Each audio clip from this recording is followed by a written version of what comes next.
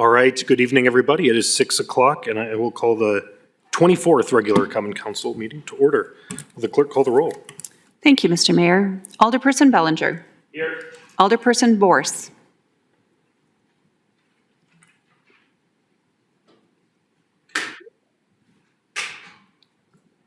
They're both on. Alderperson Borse. Okay.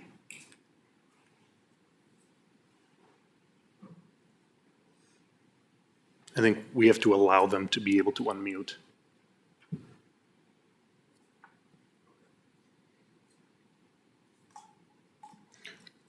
Alder Boris, you want to try unmuting?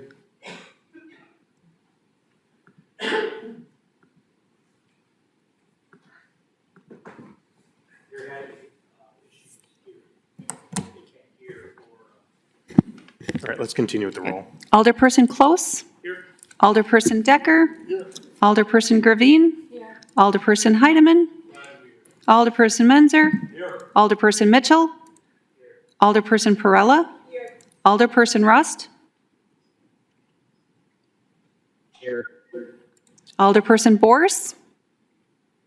Here. There are 10 present. All right, there we go. Thanks. Could everyone please stand for the Pledge of Allegiance? I pledge allegiance to the flag of the United States of America and to the republic for which it stands, one nation, under God, indivisible, with liberty and justice for all.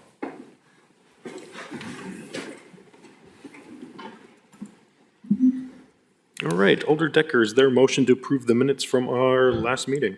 Thank you, Mayor. I move to approve the minutes from the 23rd regular council meeting held on March 2nd, 2026. Second. Moved and seconded. All those in favor of approval of the minutes, state aye. Aye. Any objection? Minutes are approved. Resignations, City Attorney. Ed Surik from the Board of Zoning Appeals, effective immediately. Sarah Stemper from the Historic Preservation Commission, effective immediately. Thank you. Alder Decker. Thank you, Mayor. I move to accept and file. Second. Moved and seconded. All those in favor of accepting and filing, state aye. Aye. Any objection? Any objections? Those are accepted and filed. City Clerk, anyone for public forum this evening? Yes. First person on the list is Lisa Salgado. Great. Lisa, if you want to come up, introduce yourself, name, address, item you're speaking on. You'll have 5 minutes. Lisa Salgado, 4th Street, items 28 and 32. Dear Common Council, I have serious concerns about the second draft of the zoning ordinance. First, there was never a resolution approving the $60,000 to $70,000 paid to Von Briesen to rewrite the zoning ordinance. Who requested this work and who approved it? The proposed changes are mostly new procedural and administrative rules, not zoning changes. They shift decision-making power away from elected officials and into the hands of one city staff person, while reducing public oversight and citizen input. This is not open government or a democratic process. On page 5, the decision chart shows, under zoning compliance review, city staff can approve projects if they meet ordinance standards and do not require a zoning change or conditional use permit. This means industrial and commercial projects, including potentially data centers, could be approved without a plan commission vote, without a common council vote, and without a public hearing. Data centers can be interpreted as industrial use and allowed anywhere labeled industrial on the map. Yet the ordinance does not regulate data centers. As far as power generation, water usage, cooling systems, backup generators, emissions, noise, or proximity to residential areas. We are the guardians of Lake Michigan, which is the source of our drinking water and a finite resource. Yet in this draft ordinance, there are more detailed regulations for landscaping plants than for data centers. Public hearing provisions on page 7 also reduce transparency. Notices can be considered valid even if residents never receive them. Errors in notices may not invalidate hearing, and hearings can be moved without republishing notice. This draft concentrates too much authority in administrative staff and removes important oversight from elected officials and the public. If updates are needed for things like chickens or accessory dwelling units, those can be addressed through targeted amendments rather than a full rewrite of the zoning ordinance. My request is simple. Stop this ordinance and keep zoning decisions where they belong with elected officials and the public they represent. Because once authority is taken away from the public, it is very difficult to get back. I would like to challenge the city's timeline for the Gartman project. The first housing study was done April of 2021 by MSA Professional Services. They said that we needed 727 to 1,738 new housing units by 2030. December 23rd, we had a pre-development agreement with Pelton for Gartman Farm. March 2024, TIDs 21 to 24 were approved, and it was not until June of 2024 that Kristen Fish-Peterson, who did Baraboo's housing study, came up with the number of 5,200 housing units. This was based on the same 2020 census. But regardless of the housing study, this does not meet state law TID regulations.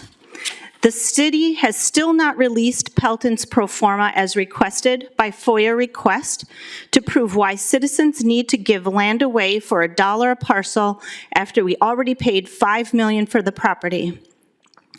The city has still not told us how this greenfield market rate housing project meets state TID requirements. The residential TID bill has not become law yet. We are building houses that Sheboygan residents cannot afford to live in, which defeats the purpose of building workforce housing. We are also using an out-of-town developer to directly compete with our local builder, Werner Homes, in the same area. There is a red flag. Who is NBT? Citizens deserve to know who the secret investor is receiving public funds. The city has still not addressed the increased property taxes to pay for city services such as plows, garbage pickup, and the like for this new subdivision or school costs added for children. Thank you. Thank you. City Clerk, anyone else? Nope, sorry. The next person is Peter Jacobs. All right, Peter. Name, address, and the item you're speaking on, and you'll have 5 minutes. I'm speaking on, I believe it's 32, agenda item 32, the TID. My name is Peter Jacobs, and I'm at 930 Mead Avenue. I am here to remind Mayor Ryan and all of the alder people that you are fiduciaries, and you have a duty to serve in the best interests of the residents of Sheboygan. Tonight, you will be asked to approve the removal of all authority, review, and recommendation action on the part of the Plan Commission in regard to the latest version of the zoning ordinance rewrite. Current municipal ordinance regulations state that the City Plan Commission will conduct in public forum meeting the review and recommendation actions for all proposed zoning ordinance amendments, regardless of the scope of such an amendment. The latest version of the rewrite contains, I believe it's 48 additional pages that have not been presented to or reviewed by the Plan Commission. According to the agenda packet, this version of the rewrite will be forwarded to a committee of the whole meeting, which prohibits any commentary from your constituents.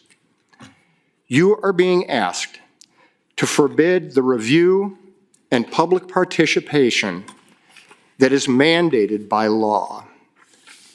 Acting illegally and hiding information from the public is not in the best interests of the residents.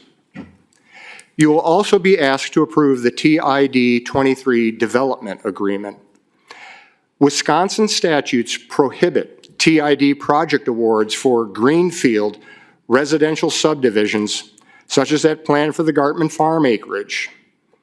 Statutes also prohibit developer proposals consisting of 100% residential land use development, as appears in TID 23. The contract was awarded to an out-of-town developer without seeking competitive bids, and specifies that the city will spend $100 million to subsidize the development. The contract gives the developer title to 195 acres without any cost up front, and the developer has 25 years, or until 2051, to fulfill its contractual duties. Will the developer still be in business at that time? The contract for 1,500 market rate homes will not attract the desired workforce and only raise our property taxes. Violating state statutes and subsidizing a speculative development with millions of taxpayer dollars is not in the best interests of the residents. I urge the mayor and the alderpersons to abide by their fiduciary duty and work in the best interest of the residents and not in the best interest of the city administrator. Thank you. City Clerk, anyone else? The next person is Rebecca Clark. All right, Rebecca, come on down. Name, address, item you're speaking on, 5 minutes. Well, you know my name. I said your name. So Rebecca Clark, I still live at 735 Fairway Drive, and I'm here again to discuss the zoning code rewrite, which has undergone a lot of edits since January, adding many more pages. And now, despite the mayor initially telling us that the process would go back to the Plan Commission, we are hearing tonight that now it will go before the Committee of the Whole. And I have to ask why. The mayor said on video this weekend that it is to give more input in the codes themselves, and he is not happy with how they currently are, and I have to agree. But why are we changing the process again, right before an election? Plan commissioners are our experts on zoning codes. As a reminder, this initially started off as updating our comprehensive plan, which was very out of date and needs to get done. In 2024, our then planning director said that in fact, it is very hard to do any city projects, big or small, without a plan. So we got an agreement with Bay Lakes, which council approved, along with a public participation plan. Then, in mid-October 2024, Von Briesen and Roper shows up and submits an engagement letter to the city council saying, or to the city, not council, saying we can do a zoning code rewrite for $60,000. There was no council resolution, no informing the Plan Commission or the public, and again, why? Did the staff want this? Because 2 weeks later, in October of 2024, our planning director quit. And then we see a lot of bills from Von Briesen to do the work on the zoning code update. This is a whole chapter rewrite, not amendments. And I've heard that the comprehensive plan timeline was waylaid because of staffing turnover. However, this did not slow down Von Briesen, who had their many, many visits with staff and the mayor that we all paid for. And when the rewrite was finally introduced, residents became very interested, and not just about landscaping and lighting and housing, et cetera. It was also because of a concern about hyperscale industrial companies that have a growing interest in our region. We wanted to be ready for these developments that could have changed the character of our city for years to come. And we're seeing this just down the lake. And when Mr. Sam Schultz from Von Briesen told the Plan Commission that he has a lot of experience with data centers, he was not kidding. Mr. Schultz from Von Briesen also works for the Village of Mount Pleasant as their full-time planning and development director and has for over 9 years. Now, Mount Pleasant has seen a lot of development, and they too recently also redid their entire zoning code. But if the goal here is for more input, and ultimately more input from our Plan Commission and a public hearing, that's great. Yet there is still the issue of our comprehensive plan. Things have sped up a little bit with the comprehensive plan with another update to the Bay Lakes website since January. And now we have two-hour open houses this week on the plan. And that's great. But I hope this isn't all the public input that will be done on the comprehensive plan. We were promised and paid for a robust public participation process, and we do need to include the school district and surrounding municipalities. We should also include our local business partners and find out what their actual future growth looks like. I've seen there is a draft plan out there, and does Bay Lakes now simply write a plan to match Von Briesen's zoning code and map? Ironically, the code must be consistent with the plan, which is why this feels so backwards. I also see there is a steering committee listed on the draft plan, and that's fine that it's mostly city staff. However, what about a more diverse panel or some more targeted steering committees? Did council give input into this draft plan? Your name is on it. We aren't really going to just do a 2-hour meeting for a 20-year plan. With a plan that emphasizes public health and public safety, we really should be including the public and taking time to get out into the community, meet folks where they are, and get their input and not just ask them to come to city buildings. These changing timelines and abandoned promises really make it hard for me to know who has the bigger influence at City Hall. Is it the people or special interest groups? Thank you. Thank you, Rebecca. City Clerk, anyone else? The last person on the list is Sam Malay. Right, Sam? Name, address, item you're speaking on, and you'll have 5 minutes. Okay, thank you. Yes, I am Sam Malay. I live at 1405 North Avenue in Sheboygan. Also own a business at 925 North 8th Street in Sheboygan, and I am speaking today on items 18 and 17. And I'm speaking to you as a concerned citizen and business owner in the city of Sheboygan this evening. I was only today made aware of tonight's agenda item concerning a special assessment in Parking District 1. As a new business owner in that district, I am not yet totally up to speed on all of the parking assessments in that area, but am working on it. The notice that I received was forwarded to me by another concerned business owner indicating that there was a report I could review about this assessment at City Hall. I took a look today. I still have not received the actual written notice indicating that these items were on the agenda and that there was a report. I did go down to City Hall this afternoon to inquire about the report. I was made aware that maybe there was a miscommunication, but at the time, this was about 2:30, 3 o'clock, I was told that that report was not available for inspection.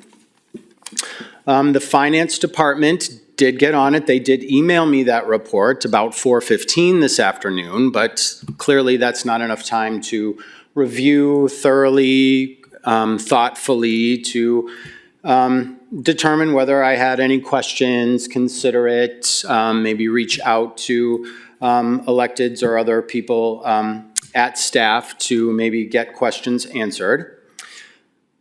I know that the city wants to be and works hard to be transparent with the community.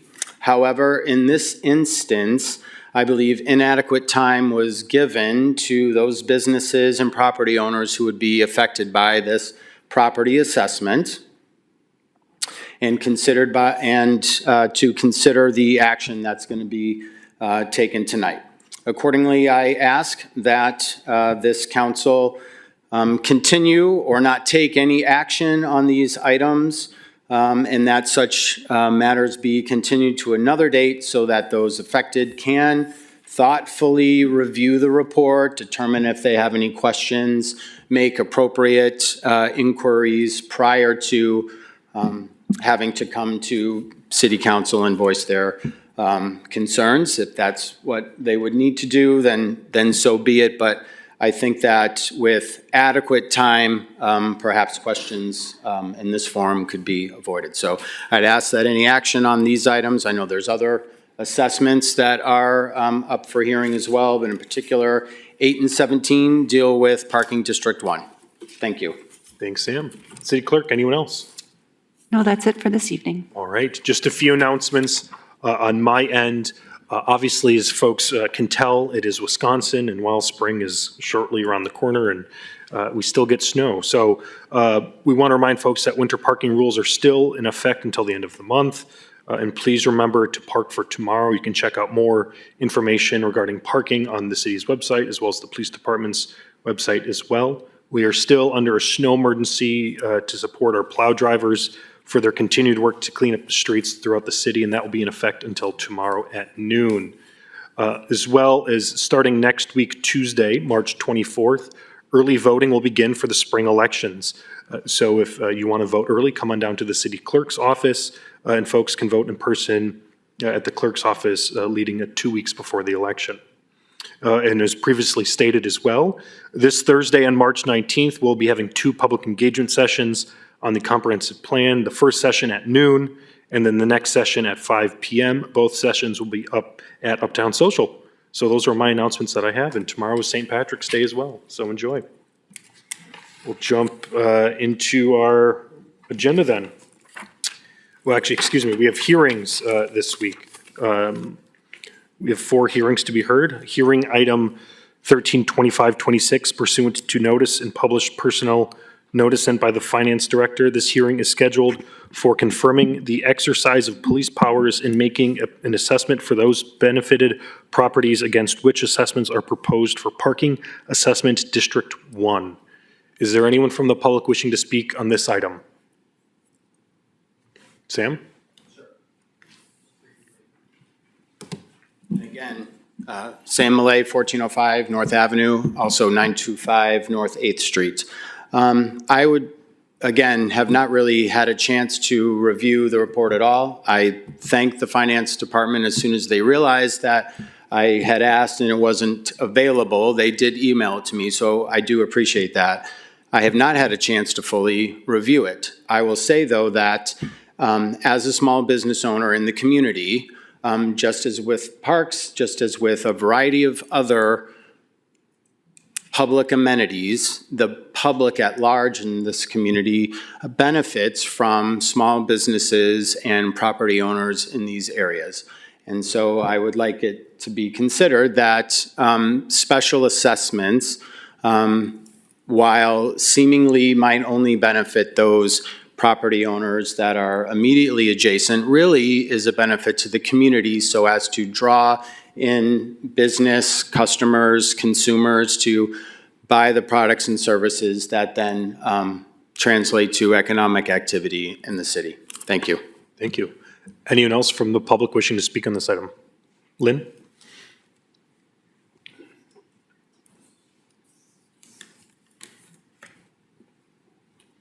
Lynn Podian. Name and address. I'm already on it. Lynn Podian, 1919 North 6th Street, Sheboygan, Wisconsin. I just like to share the letter I sent to Michael today. Is that okay, Michael? Okay. My husband and I received this letter about parking assessment on Saturday, March 14th, for a meeting on Monday, March 16th. Side note, if I hadn't been at my business on Saturday, I wouldn't have known this. There was no information about where to go to see the assessment laid out, just come to a common council announcement. I can only assume this is to charge property owners for parking structure in the downtown area or parking maintenance on empty, unused parking places. The downtown area is filled with plenty of parking that goes unused because of the extensive costs associated with parking meters. The meters are underused and are an obstacle for shopping and doing business in the downtown area. I know the next response will be property owners in this area should pay more taxes for the maintenance. But those conveniences are for the public, not for private use for the property owners. We should be having an outside service do a parking survey, evaluate the actual use and functions, and the costs associated with the parking and services provided. We get weekly complaints about parking meters, the parking meter app, the ticketing of shoppers, and it's a deterrent to everything in our downtown section. But charging the property owners for maintaining a public city asset isn't the answer. Thank you for listening. Thank you, Lynn. Anyone else from the public wishing to speak on this item? All right. Anyone else? Hearing none. Alder Decker, is there a motion to close the hearing? Thank you, Mayor. I move to close the hearing. Second. Moved and seconded. All those in favor of closing the first hearing, state aye. Aye. Any objections? That hearing is closed. Next, hearing number 142526, pursuant to notice published in personal notices sent by the Finance Director. This hearing is scheduled to confirm the exercise of police powers in making an assessment for those benefited properties against which assessments are proposed for Parking Assessment District Number 2. Anyone wishing to speak on this item? Anyone wishing to be heard? Hearing none. Alder Decker. Thank you, Mayor. I move to close the hearing. Second. Moved and seconded. All those in favor of closing the hearing, state aye. Aye. Any objections? That hearing is closed. Next, hearing number 152526, pursuant to notices published and personnel notices sent by the Finance Director. This hearing is scheduled for confirming the exercise of police powers and making a parking assessments for those benefited properties against which assessments are proposed for Parking Assessment District Number 4. Anyone wishing to be heard on this item? Anyone wishing to be heard? Last call. Anyone wishing to be heard? Seeing none. Alder Decker. Thank you, Mayor. I move to close the hearing. Second. Moved and seconded. All those in favor of closing the hearing state aye. Aye. Aye. Any objection? That hearing is closed. Item 11, hearing number 162526, pursuant to notice published in personal notices sent by the Finance Director. This hearing is scheduled for confirming the exercise of police powers and making an assessment for those benefited properties against which assessments are proposed for Parking Assessment District Number 5. Anyone wishing to be heard on this item? Anyone wishing to be heard? Seeing none. Alder Decker. Thank you, Mayor. I move to close the hearing. Second. Moved and seconded. All those in favor of closing the hearing state aye. Aye. Any objection? That hearing is closed. All right, consent agenda, items 12 through 25. Alder Decker. Thank you, Mayor. I move to accept and file the report and adopt all resolutions. Second. Moved and seconded. Any discussion on any of the items in the consent agenda? Alder Close. Yes, I would like to address items 17 through 20, the parking assessments. If this would be directed towards Director Krieger, if you could please explain the process of how the notifications have gone out, how the report is created, how people are notified, things like that. Finance Director. Sure, I'm happy to do so. The city is required to post a public hearing notice in the Sheboygan Press as the city's newspaper. So we did do that several weeks ago, and that same notice is what got sent to each property owner. I do understand if Sam did not get the notice, if he can confirm a mailing address with us, that would be appreciated. But this is an annual recurring item. It is according to the municipal code and what is laid out for each parking assessment district. So what happens is the finance department collects all the expenses and revenues that were processed throughout the previous year, and whatever the revenue was not made up of from the parking assessment district based on the location, it is billed to the property owners as listed in the municipal code. So this finance department is going according to what the municipal code requires. I do apologize, and I have had a conversation with Sam as well about the report. It was a miscommunication on the finance end, and we did get it to him as soon as I was back in the office, as soon as I could this afternoon. So I do truly apologize for that. We do have the reports available for any of the property owners who are interested. I will say that it is according to the municipal code, so it is taking that exact calculation and putting it through. So it is an annual item that we do every year, and it is that annual reconciliation that occurs in order to create those bills. Thank you. Follow-up, Alder Close. Yeah, and could you also clarify how the funds from this assessment are being used? Sure, so that is also required in the code, so it's for maintenance and operations in order to maintain those parking spots that are in those different parking assessment districts. Again, those parking assessment districts are defined by blocks and sections of the city, so you can learn more about those specific areas right within the code. All right. Any additional comments on any of the items on the consent agenda? All right, seeing none, this is a roll call vote.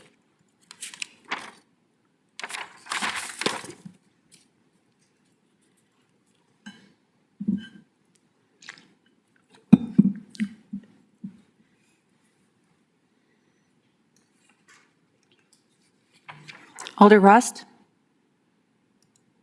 Aye. 10 ayes. All right, those items are approved. Next, item 26, report 502526 by city clerk submitting a license application. Alder Heidemann. Yeah, thank you, Mayor. I'm going to go along with not going along with what was addressed at license and hearing, and I'm going to make a motion to deny this license. Moved and seconded. I know the police chief has some additional commentary you'd like to add. Thank you. I wanted the council to be informed to make the appropriate decision tonight. And so there's some information I need to share with you that was learned over the weekend. So last week, Thursday, the applicant, Mr. Negrete, had a conversation with the clerk's office and the staff there inquiring about the status of his license. He was informed that it had not been granted yet because the full council needed to vote on that license at tonight's meeting. And he also asked about whether they would be able to operate under the existing license at the establishment from the previous owner. He was informed by the clerk's staff that, and please correct me if there's anything you'd like to add, City Clerk, but was informed that that was not possible because the previous owner had turned in the license and there was no active Class B liquor license for the establishment. Despite that, we had an officer who noticed that the business was open over the weekend and stopped on Saturday to investigate the status of the business. He found that there were numerous vehicles parked around and patrons inside with the open sign on in the front window. However, by the time he turned around to park and made it to the front door, the door was locked, including locking some of the patrons outside of the bar, including the owner, Mr. Negrete's daughter, who seemed confused by the fact that the door was suddenly locked. When he went inside, he was told that it took a few minutes before the door was unlocked for him to enter. He had to climb up a neighboring, there's stairs that go to the upper of the bar, and he had to shine his flashlight to get the attention of the owner to come open the door. When he did, Mr. Negrete was reluctant to allow him inside and asked why he was there. When he went in, he observed that there were patrons that were eating food. He did not observe any alcohol out, but he did see that there were essentially mixers in the bar rail for the purpose of making what his assessment was making mixed drinks. Later that evening, an officer stopped back to check just before the bar closed and observed that there was alcohol behind the bar on shelves. This is a violation since there's no active liquor license. They can't have any liquor in the establishment. Secondary to that, the officer also was able to observe that there were gambling machines that were active in the establishment. Under state law, only establishments with Class B licenses are allowed to operate up to 5 gambling machines. In the absence of a Class B license, the violation is either a state misdemeanor or felony as a violation of Chapter 945 of the criminal statutes, which we are continuing to investigate. This obviously all happened very recently, and reports were just completed this morning. I just want to read one other thing.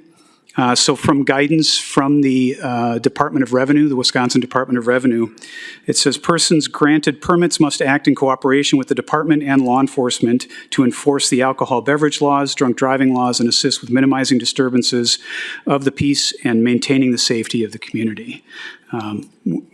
We again would renew our request that the full council deny the applicant the liquor license requested. Thank you, Chief. The motion on the table is to deny the license. Any further discussion on this item? Alder Prella? Was Mr. Negrete charged in this situation this weekend or whatever it happened?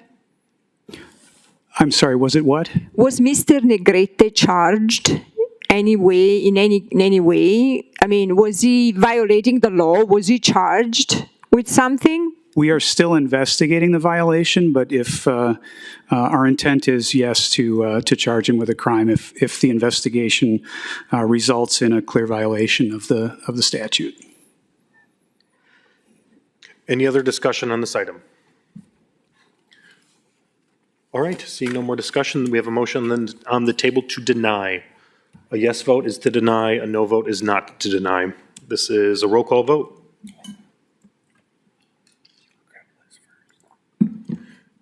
City Attorney? Sorry, before we move into voting, I would just ask that the motion explain the reason for denial.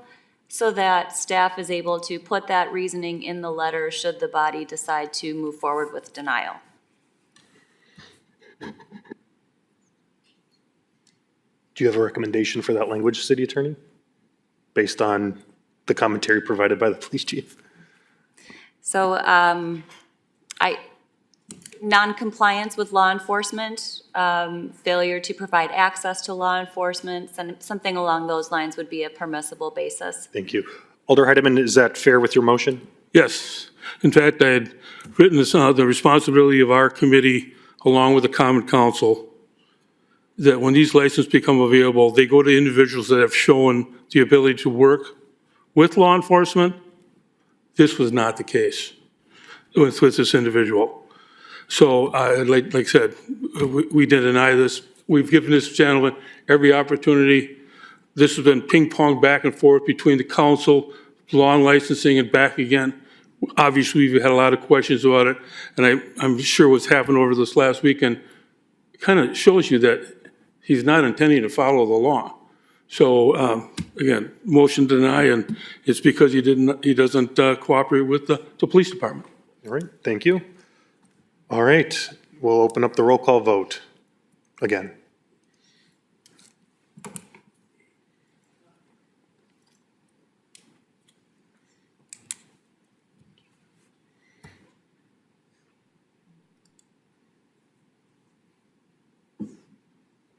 Alder Rust?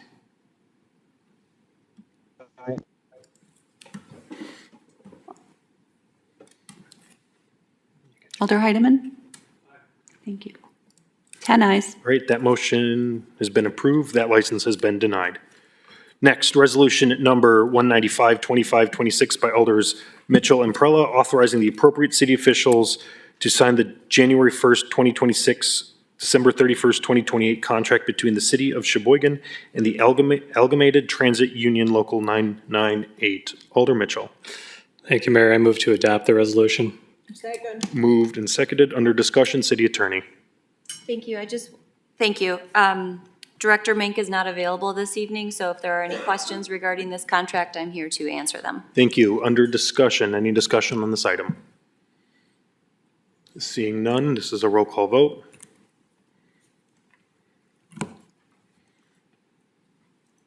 Alder Rust? Aye. 10 ayes. Right, that is approved. Next, resolution number 190-2526 by Alders Mitchell and Prella, authorizing the appropriate city officials to enter into a tax increment district development agreement with Timberwood Meadows LLC for property located between Menning Road and Stall Road, more particularly described as parcel numbers 59030458900 and 59030458910, and further authorizing the issuance of taxable tax increment project municipal revenue obligation. And Finance Committee approved that. 3-2. Alder Mitchell. Thank you, Mayor. I move to adopt the resolution. Second. Moved and seconded. Under discussion, Director Zeinart. Yes, I just want to walk us through the timeline to show us how we got here today. In 2008, the prior director, Paulette Enders, had moved forward to purchase the Poth Farm in 2008. Then jumping to 2018, Director Pelishek had purchased the Gartman Farm. Moving forward then, Sheboygan County Economic Development Consortium, SCEDC, had decided to market the city's land. This is usually done by their annual developer summit. The summit allows for local and statewide developers to come on in. We showcase all of the land that we have, and through that, Pelton had been identified. In 2023, the housing study was done. I will say that the redevelopment resources did an excellent job identifying that we need 5,000 plus units. I will also note that they use qualitative and also quantitative data to come up with that number. Last Monday, the Finance and Personnel Committee had met to discuss the development agreement here based on these 1,514 housing unit project. The Finance and Personnel Committee had directed staff to talk to the developer to see if there is an affordability aspect that we could add to our development agreement. Staff had contacted the developer to see if they would be able to add some sort of affordability aspect of it. I know initially the Finance and Personnel Committee had asked for 20%. The developer had noted that's not something that they would be able to feasibly do. I then had asked the developer, could you do 15, 10, 5%, and going on and so forth. They had acknowledged that this is a very robust project, and they had some concerns from financial investors. Something that we had talked about at today's special finance and personnel meeting was acknowledging that to do the pay-go structure, the developer has to put up roughly $72 million, acknowledging that that is a significant investment, but also acknowledging that this is a significant housing project with 1,514 units, units of all different shapes and sizes, from townhomes to duplexes to apartments to single-family home to senior living, daycare, gas stations, etc. We do have the developer with us online today, acknowledging that they wish that they could be here, but we also are in a winter weather advisory, so we invited them to attend virtually. I would ask that the council ask Devin to share more about the affordability aspect. All right, thank you. Any other discussion? Alder Close? Thank you. And I would just like to reiterate my point during the both finance and personnel meetings. Again, I do believe that housing development of this scale could be very beneficial to the housing stock in Sheboygan and Sheboygan County and help to drive down rent as well as just relieve pressure in general from the housing stock. My apprehension about this and the reason why I voted no on both iterations is because due to the scale of this development, I would expect that at least some percentage of this development would be able to be guaranteed as affordable and be able to move towards being able to accommodate working class folks here in Sheboygan. The fact that we are unable to accommodate despite the scale of this is disappointing to me, but that just wanted to add my 2 cents to say that is why I did not support this going forward and why I will not be supporting it today. Thank you. Alder Perla. Thank you, Mayor. Yes, it's unfortunate that we have to repeat ourselves in a half an hour time window, but it is important I want to reiterate what I just said during the Finance and Personnel Committee. As per the comprehensive plan, we know that more than a third of Sheboygan households are deemed extremely low and low income, which means in the best case scenario, so 20% is considered extremely low, which means based on just the basic hard definition, they cannot afford, if you consider 1/3 the highest price that they can pay for house expenses, not even only the rent or mortgage, house expenses, that means that in that category, 20% of Sheboyganites household cannot pay more than $800 a month for housing expenses. And there is an additional 14%, which is considered low, which means they cannot afford more than $1,185 a month for all housing expenses. So 34% needs affordable housing. In a very quick math that I did, and I may be wrong on that, and please correct me, city staff, if I'm wrong on that, but based on the developments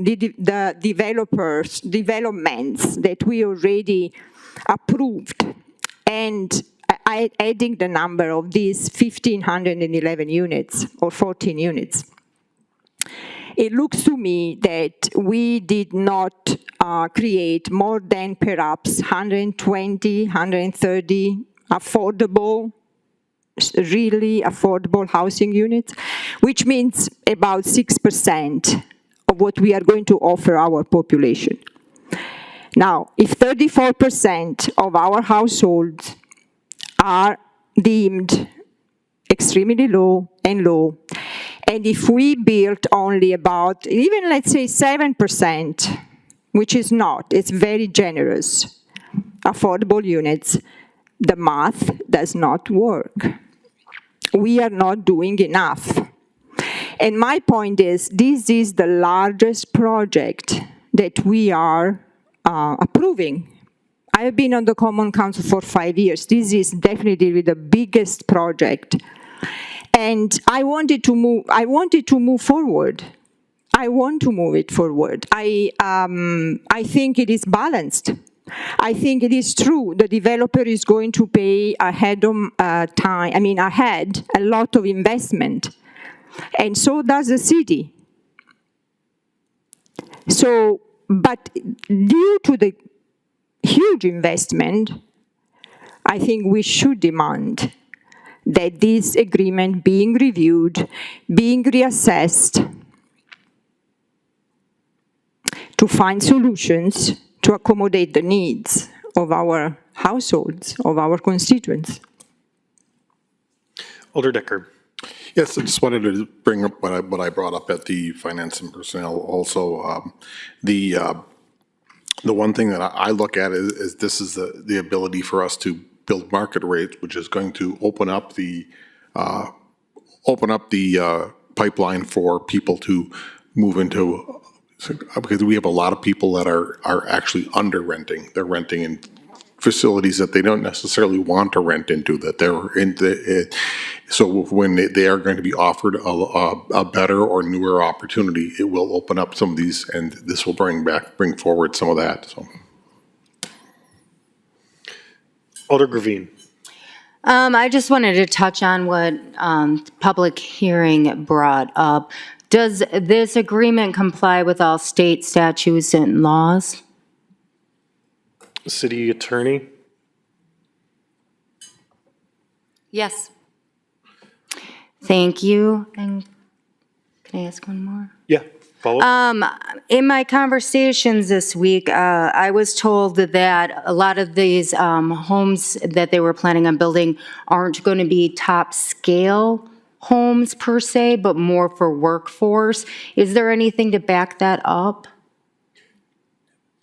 Devin, did you get that? Or Devin or Taylor?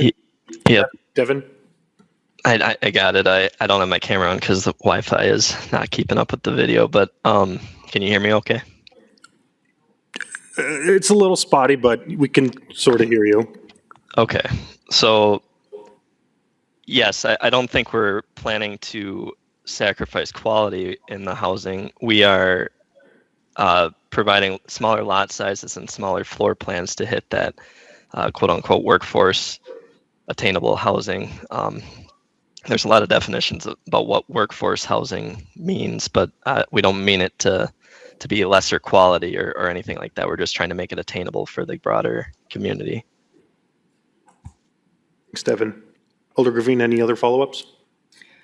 Would you have a guesstimate of what percentage of the residents in Sheboygan would be able to afford one of these homes?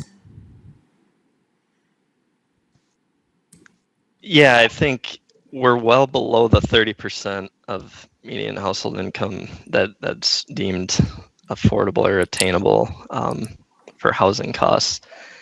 To give some perspective, I guess the single family and duplex, our twin home product you might see on the master plan if it's in front of you, we're planning to list those between $325,000 for the twin home units and somewhere between $350,000 to $450,000 on the single family homes, depending on the size of the floor plan.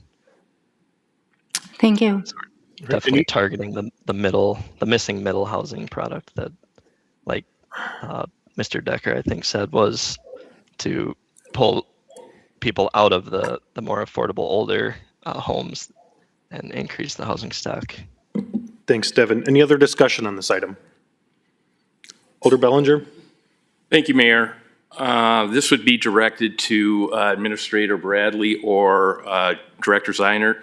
Recently, we completed a lower income housing development Gateway, which is right off of 14th, I believe, in Erie by Burger King. I'm just wondering, there's 44 units there. I'm guessing the demand for this is going to be incredible. So does anybody know how many applications there have been? There's 44 units. I'm guessing there's probably 200, 300, 400 applications for these, or does anybody know what the demand is? Director Zeiner? Absolutely. The day that the apartment was available, the property manager had shared that they had received 45 apps acknowledging that there are 44 units. With it being a Section 8 apartment complex, they do have to go through and individually confirm people's salaries and income. Thank you. Alder Bors? Thank you, Mr. Mayor. I had some discussion earlier today via email with Director Krieger about the evaluation of the the 12% rule, I guess is what I will say, with TIDs that we must adhere to when it comes to the evaluation of city property, and where we are within that measurement in order to ensure that we don't exceed that 12% rule, because this obviously is going to be an enormous project. The associated TIF funds that would be expended on the incentive are significant. And I just wondered if, Director Krieger, if you could talk a little bit about that and give us some insight into what impact opening this TID would have, or applying these funds through this TID would have with that metric. Director Krieger. Sure, I'm happy to do so. The 12% limit actually only comes into play when we're either creating a TID or amending a TID boundary in order to add additional parcels to a TID. So the 12% limit is truly a one-time snapshot of the valuation of the TID when we're looking at potentially adding or amending those boundaries. I will say that it is not based on development agreements. It is based on actual values that have been constructed in those TIDs. So I can say that it would take quite a bit of work in order to project exactly when the 12% limit would become an issue for the city for creating or amending TIDs in the future. But with the valuation that's expected within both the escarpment project and also the other development agreements that have passed to date, that definitely could be a consideration in the future. But again, it is only a consideration when creating or amending a TID boundary. So even if the city is over the 12% limit within TIDs, the city is not going to be in trouble for anything relating to the TIDs. We would just be on a pause on any creations or amendments into those TIDs. Alder Bors, any follow-up? Oh, thank you for clarifying that. And just, I guess, yes, one follow-up. With the estimated value, having to look at that with any future projects for any amendments or any amendments to TIDs or any new TIDs being open, at that point in time, depending on where we are with the Gartman development, we would likely not be able to open or amend TIDs in the near future. Is that correct? Director Krieger? That could be the case, yes. It really depends on how quickly these projects build out and how quickly the valuation ends up on the tax roll. And that would be the determining factor of if we can pass the 12% limit test moving forward or not. All right, Alder Prella.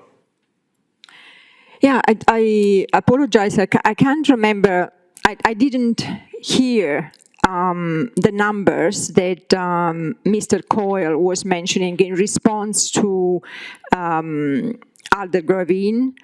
The only thing, and I would appreciate if he could repeat that, but or if someone else can repeat that. But I also want to clarify that, as per the information we received at the last committee, at the last Finance and Personnel Committee, the majority of the housing units in this project is going to be rentals. So I don't know, again, what is the forecasted possible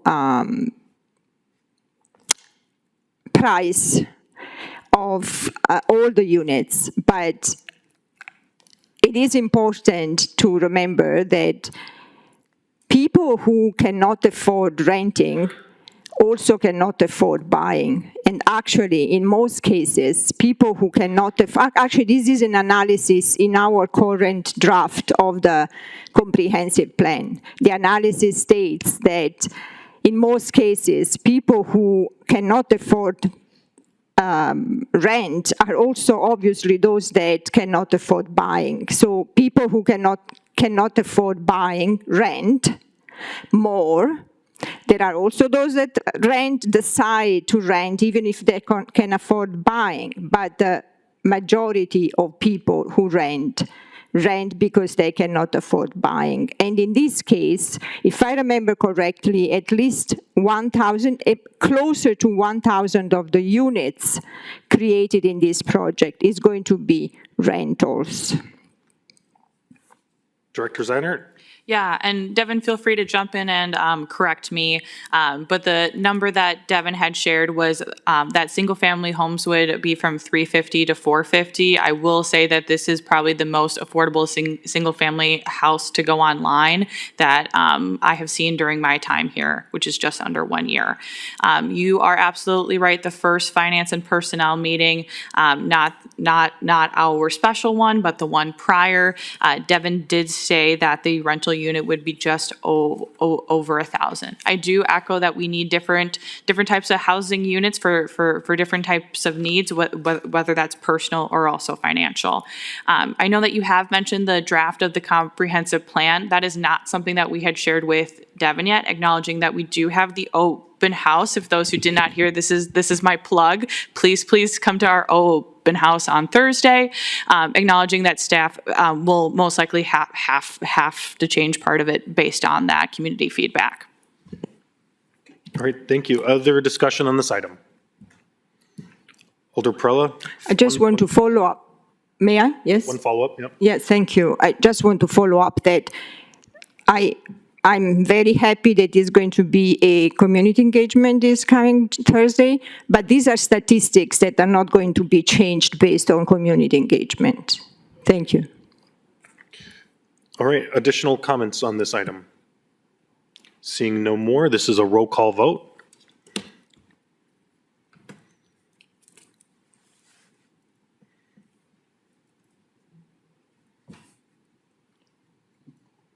Alder Rust? Aye. 7 ayes, 3 noes. All right, that item is approved. Item 29 will be referred to the Public Works Committee. Next is a motion to discharge from the Plan Commission regarding General Ordinance Number 372526 by Alders Close, repealing and replacing Chapter 105 of the Sheboygan Municipal Code entitled General Ordinance and referring as referred to as the City of Sheboygan zoning ordinance. Alder Decker. Thank you, Mayor. I move to discharge. Second. It's been moved and seconded. Any discussion on discharging? Alder Prella. All right. So when I looked at this agenda in the beginning, I was confused. So I can only reasonably assume that the public is as confused. Maybe not, I don't know, but I was confused. And so I would like to invite the city attorney. I can tell what I understand of this, and I would love for the city attorney to clarify it as well. The reason we are discharging the City Plan Commission regarding this ordinance is because we referred to the City Plan Commission a the version of the zoning code that has been edited. So in other words, that step at this time is not needed. That doesn't mean that we are going to discharge the Plan Commission from the whole process. Definitively not. We are going to, that's my interpretation. And please, City Attorney, if you don't mind, can you clarify for us? Attorney Majerus. Thank you. Alder Perella, you are correct. There was a version that went to Plan Commission and was brought back to council in January. That document underwent substantial revisions. We had two options to bring that document back forward and keep the progress moving. One would be to try to list out on the agenda every single change that was made. That was untenable. Therefore, the best decision was to file the first document and start with the second document. And the procedural step necessary to do that is to first discharge the Plan Commission on the first document. Thank you so much. All right, other discussion on discharging? Seeing none, this is a roll call vote to discharge the item. Alder Rust? Aye. 10 ayes. All right, that item has been discharged. Now, item 31, General Ordinance Number 372526 by Alder Close, repealing and replacing Chapter 105 of the Sheboygan Municipal Code entitled General Zoning and referred to as the City of Sheboygan Zoning Ordinance. Alder Decker. Yes, I move to file the ordinance. Second. Moved and seconded under discussion. Alder Perella. Just to confirm, we are going to file the first version of the new zoning code because we have an edited version of it, correct? City Attorney? Yes. Thank you. All right, other discussion? Seeing none, this is a voice vote. All those in favor of filing, state aye. Aye. Any objections? All right, that item has been filed.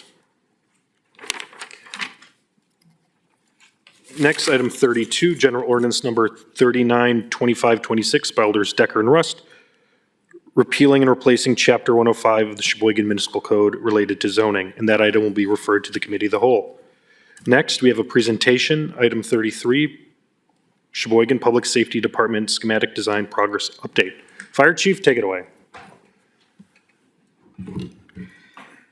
Thanks, Mayor. Online is Laura Eisnagel from Wendell 5 Bugle. Laura, can you hear me?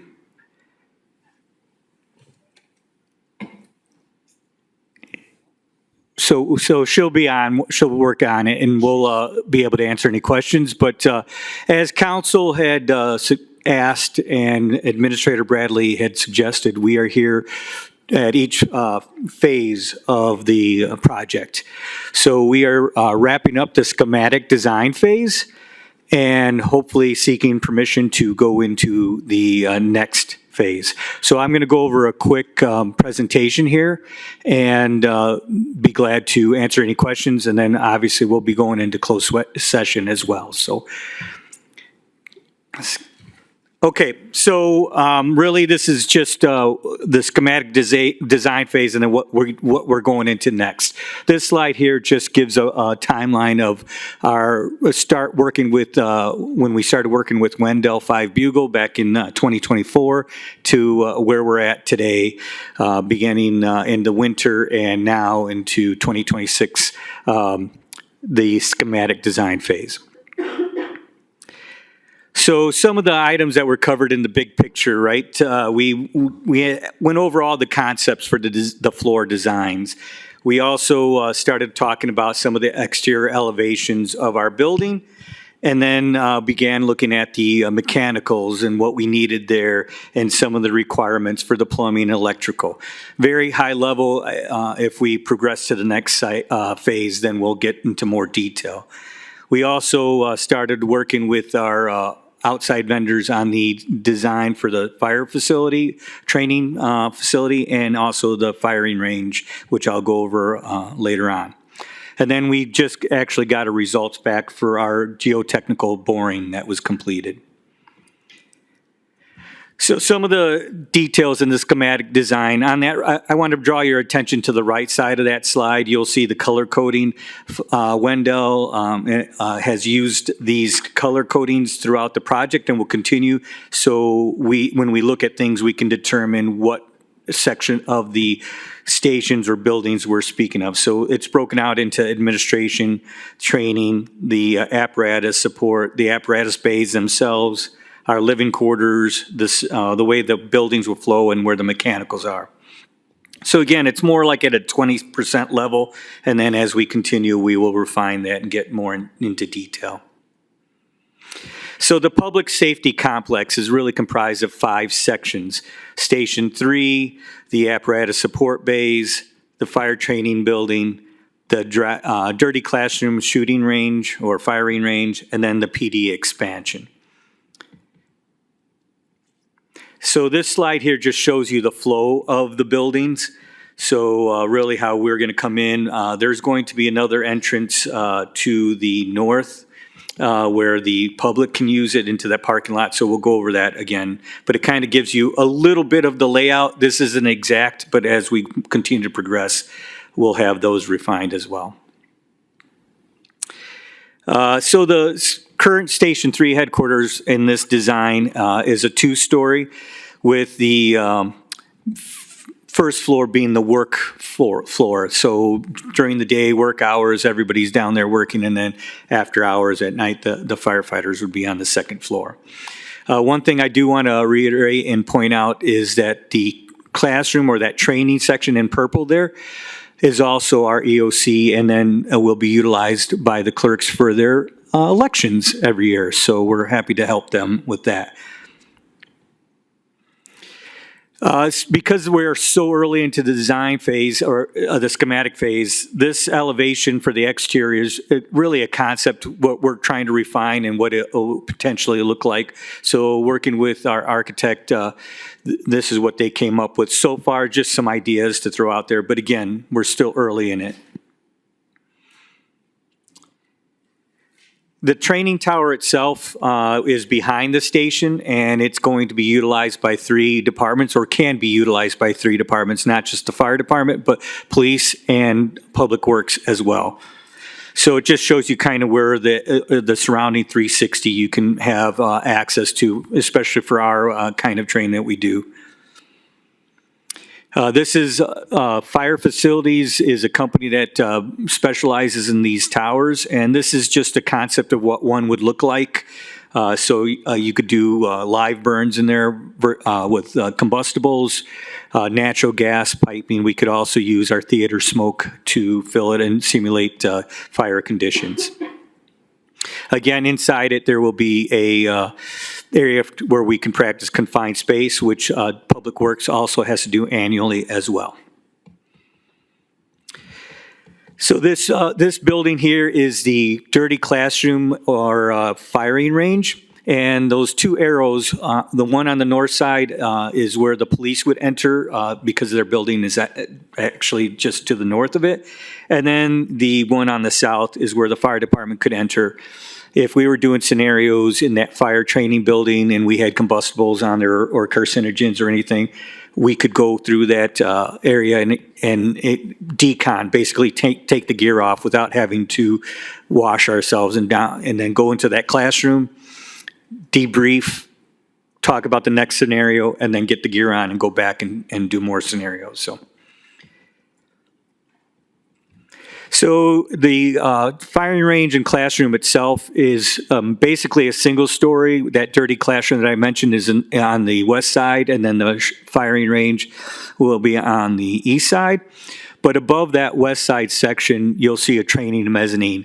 And this is essential for police operations where they can do some training as far as going up a stairwell in a confined area, breaching hallways, going through in case there's other offenders in the in that area, simulating separate rooms. They will have removable walls that they can create different styles of rooms, so they can not always do the same scenario over and over again. And then you'll see to the north on the plan there on this slide, the police addition. Continuing, they'll enter coming in through the west side on that, right by the parking lot for the fire station, and then come in, and that's where those blue arrows would be, and we'll go into those later on, but that's where they can access through and then flow out through the north and go back onto 23rd Street through that access. You'll also notice there's more staff parking because the PD was in need of more parking. One thing I do want to point out on this slide as well, to the right, lower right side of that is the impound area. If you recall, the police have several areas within the city where they have their impound and evidence storage, which isn't conducive to their operations. They will have to go and leave site, so it makes it much more efficient to have it on site here where they can, they're just right next door, so they'll be able to store their equipment there or the vehicles. This is also just a little more detail of what the police expansion would be. So it is basically a fleet storage in blue with the evidence storage and some storage of their benches, the back seats of their vehicles, of the squads, extra tires, bike storage, et cetera, et cetera. So that's what the maintenance storage and evidence storage is. And then to the right, you'll see that's like the mezzanine, the section above that area where they have more storage as well. They were in need of that. And they do store a lot of tires as well for their squads. So this will make it much more convenient for them. This is just a schematic of the Station 2. Currently, it is on where the parking lot or existing building is where that parking lot area is. So the new building will be built to the south in that lot where the trees are on our lot. And so this just kind of shows the flow. And this will also be utilized as a polling place to assist the city in Kirks as well. Similar to Station 3, this is a 2-story, so you'll see those areas there, and then the second floor would be the living quarters, very similar to how Station 3 was laid out. And what Wendell did is mirrored kind of what the schematic exterior design of Station 3 would have looked like and kind of married it over to Station 2. So again, very, very preliminary on the design. Laura, do you have anything? Laura, you're online. Anything? How's the chief doing? Anything else that you'd like to add? No, he's doing great. He's doing an excellent job. All right. Yep. Okay, thanks, Laura. So this slide here is kind of giving you a view of where we started. When we programmed, when we began working with Wendell, we programmed, you'll see the square footage, and then the phase previous to this was the concept phase, and then where we're at the schematic design phase. And you'll see most of the projects did decrease in size, and I'll go over that later on, but yeah, so we continue to look at it, and we'll do the same as we refine and get more detail on some of our items. So what's next? So we're here currently between the schematic design and the design development. So we are, after this, we are seeking permission to move to the design development, which will go over to more detail of the buildings themselves, all the projects, you know, specific features, what we need, the equipment inside the buildings, the mechanicals, electricals, the plumbing, a lot of the site layout, how it's going to look with the landscaping, going into the nitty gritty of the door swings, what door handles, what kind of hardware we're having inside. So that's all in that estimated of the next design development phase. This slide here just shows kind of what an estimate that Laura had and worked on with schedule-wise. So if things were to progress perfectly and the council was approving each phase, we would hope to break ground sometime this time next year if things worked out, continue to work smoothly. So some of the schematic design estimates that we have in here. So this is of all the projects, a little overview, and then the next slide just go into each individual project. But you'll see that every phase for all 5 projects, we totaled on that first estimate was 73 million. And then after working with Laura and talking amongst the staff and all the staff, I mean, many departments within the city, what we could kind of decrease, get rid of, or not, maybe change in size, brought us down to about that 56 million. And here we're currently at a 53 million in our schematic design.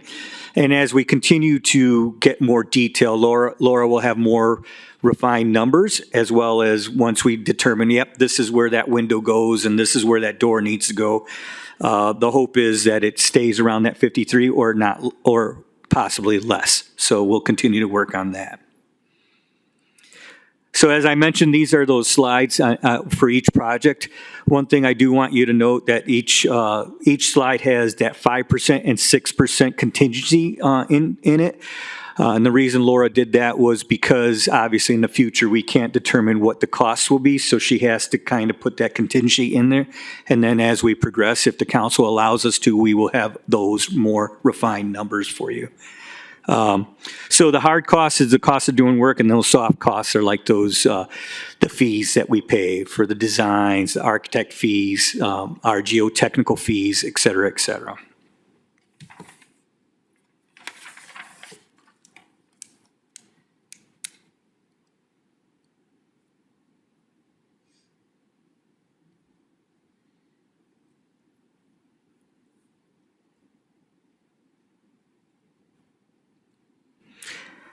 Okay, and then, so this just kind of reiterates that original slide that I showed you a few ago. So with that, any questions?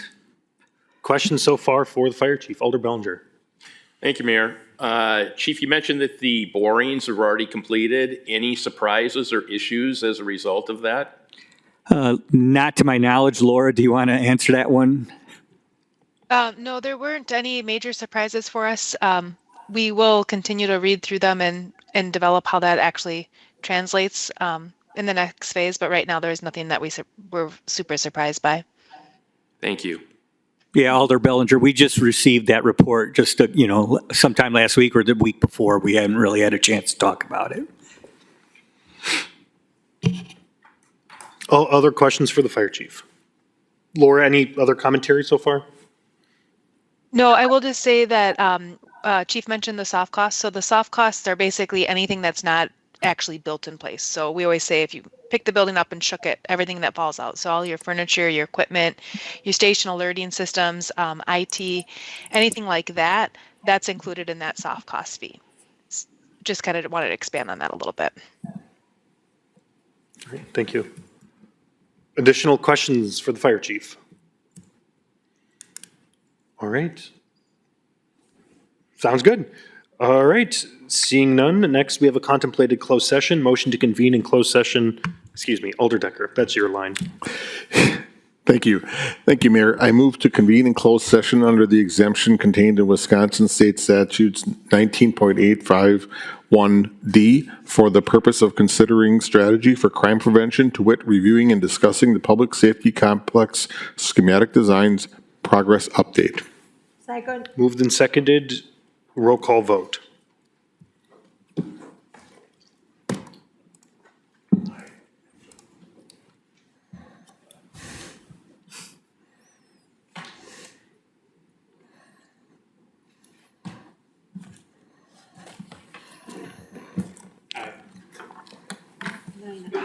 Sorry. 9 ayes, Alder Rust has left the call. All right, we will close out open session and convene in closed session. Do you want me to find it? We will be reconvening in open session.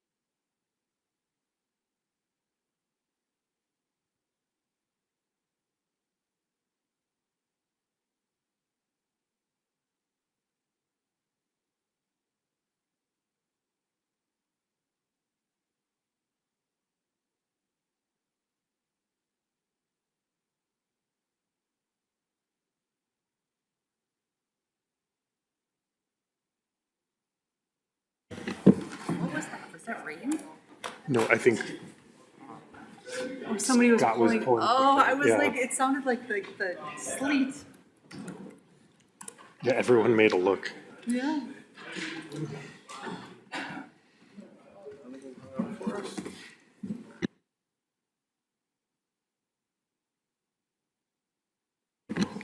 Oh, all right. We're gonna come back here in open session. Alder Decker? Thank you, Mayor. I move to reconvene in open session for possible action relating to matters discussed in the closed session. Second. Thank you. It's been moved in second. Roll call vote.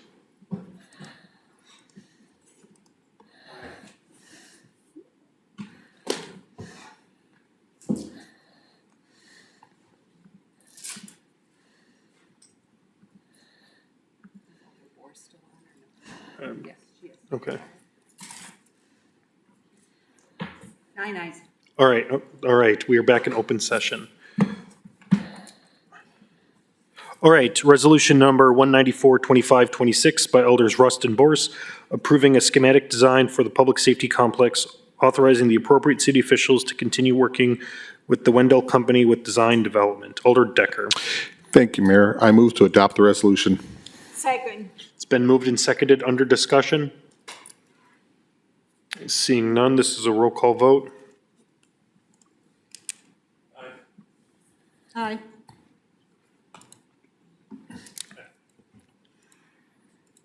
Nine ayes.